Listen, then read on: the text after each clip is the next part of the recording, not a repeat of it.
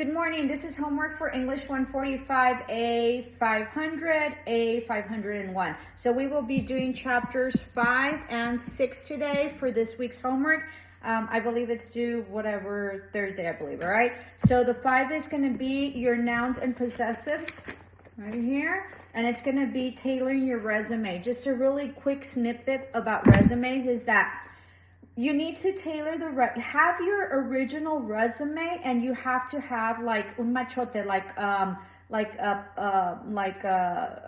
don't know how you call it in English, like something that's already set. So like your original resume that you have. And then as your opportunities come up or your positions come up that you want to apply to, then you tailor it for that specific job, okay? It's a little bit harder work, and you have to be very careful that you don't send the wrong resume to the wrong job, right? But it's very important for you to tailor it and for you to make the adjustments that are needed, okay? So a perfect example of that, okay? And I think I mentioned it in my other video for daily attendance. So the way that you do resumes, I have my resume, right? And I have extensive experience in my educational background. So for SU, it was easy because it's all about SU and it's all about education and it's all about all my experience. So I'm like, I'm a badass in education, and so I had the experience and the knowledge and the degrees that went through that, right? So I have a master's in education. I have a degree, in broadcasting. That's a BA. And then I have a master's in education. I already mentioned that, but it's important. And then I have certifications in teaching, which is teaching, and also principal, which is administration. And then I have a lot of experience. Like I have over 20 years of experience. And then, of course, I was a high school principal. So lots of stuff that I have to be able to do that. But in my new career, in my new business, which is real estate, I did not, or so I thought.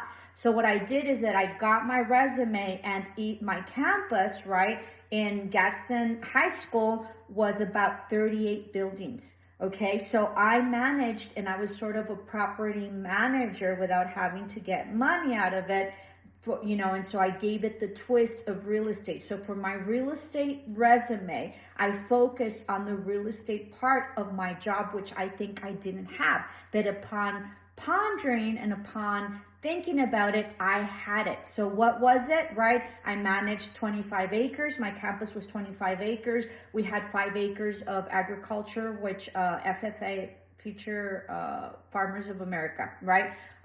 Would cultivate alfalfa. So I had that. I was in charge of all my maintenance and all my grounds crew, okay, which is huge in real estate. And then, of course, I was blessed because while the time that I was there was a huge renovation for the school, and it was a historical site. So I was in charge of the committees for that, and the construction and improvements, building improvements and property improvements for that. So what I did for real estate is that I switched it around, and instead of focusing on all my experience in education, curriculum, classes, programs and all that, I switched it over, and I focused specifically on the real estate and management part of the grounds and the buildings. And so it looked really, really pretty. It was legitimate. I didn't lie. Don't lie on your resume, because it can get you into a lot of problems, right? And if you don't know something, when you go into your interview, just say, I don't know, but I'm a quick learner, and as long as you teach me, I will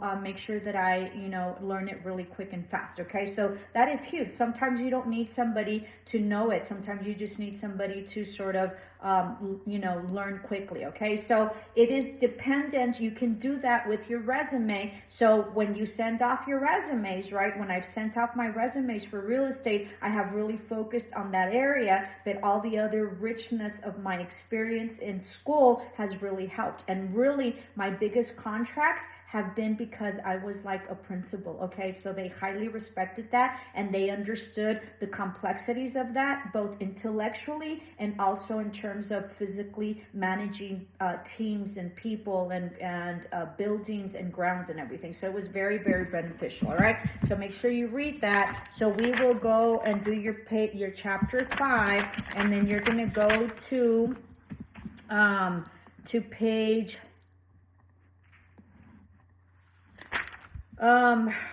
page 114 I'm thinking if I should give you this. There's one here that says workplace vocabulary power.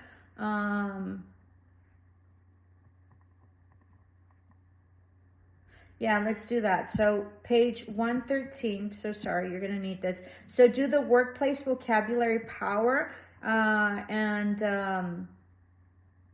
insert the letter of the word that matches the definition. And then there's like a matching at the bottom. So do that. And then you go on to page 114 and you continue that. And then you go all the way to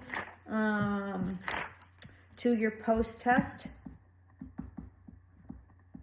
Post-test on page 121. Okay, so you start on page 113 and then just work your way through page 121 post-test. Okay, and in 113, excuse me, I'm sort of spat because of my braces.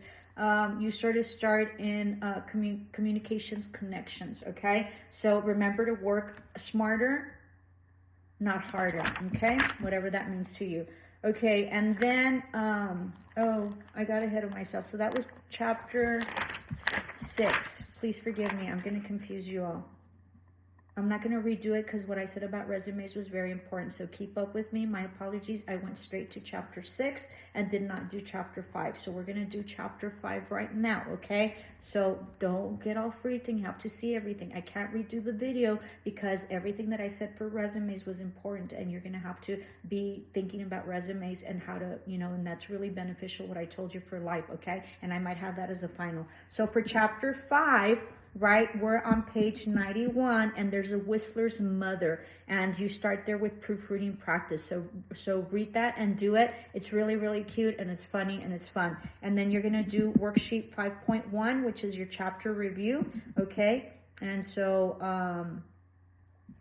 and then you go all the way to post-test, which is, so you start on page 91 with the proofreading practice, which is the whistler's mother, and then you go on to chapter review worksheet 5.1, which is on page 91 all the way to post-test 95.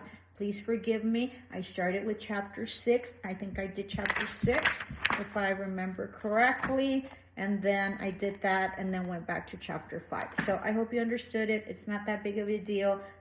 I just sort of worked my way backwards, okay? So this is due, I think, on Thursday. That's it. Ciao.